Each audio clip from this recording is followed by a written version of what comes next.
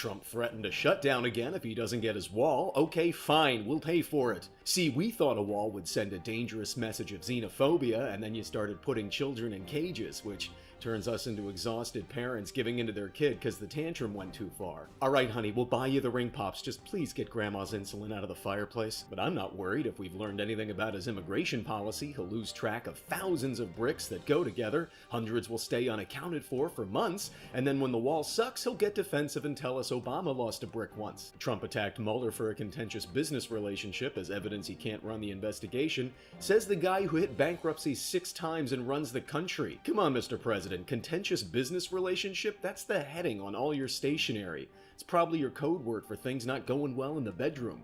Dude, it's the name of the Trump font. Welcome to the 100th episode of News to Me. It's been a wild ride covering Trump, and oh come on, I haven't aged that much. We've got a special treat for our 100th episode, an exclusive interview with Rudy Giuliani.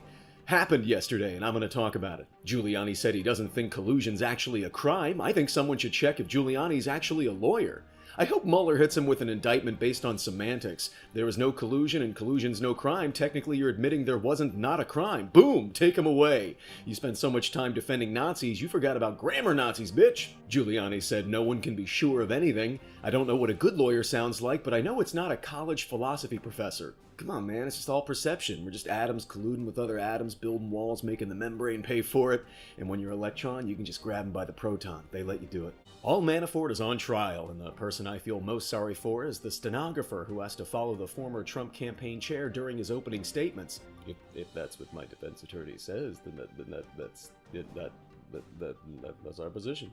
Manafort is charged with bank fraud, tax evasion, conspiracy, and looking like the guy who definitely owns that double-parked Ferrari. The prosecution tried to paint him as a lavish spender, citing a $15,000 ostrich jacket, which he presumably wore to help him run faster from Robert Mueller, and called him a shrewd liar, though I've always thought he looked more like a shrewd lemur. Meanwhile, at a rally, Trump told the crowd you need to buy a picture ID to buy groceries.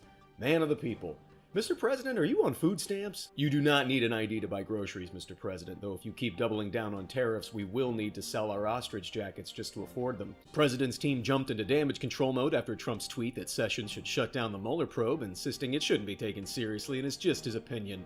Yeah, someone ask Roseanne how that worked out. Great, Mr. President. Nice to know tweets have no power, said the Secretary of State he fired with one. Mr. President, you know what it means when the Attorney General recused himself from the probe, right? Look, if you get a KFC box meal, you need the creamy buffalo sauce to recuse itself from the mashed potatoes, otherwise it's a mess. But if the President wants to be the champion of freedom of opinion on social media, I'm happy to join him. We have a President who's inarticulate not only in matters of importance but basic concepts of empathy. The scariest thing about him is his inability to acknowledge the validity of points of view that don't comport to a spoiled rich kid who was taught that winning is actually love, and who barreled through life taking advantage of a culture that idealizes excess. He represents the worst version of ourselves that it's possible to be, and he's dangerous. In an interview, Ivanka Trump said family separation at the border was, quote, a low point, which is less condemnation of policy and more how you talk about a sitcom that got bad after the 3rd season.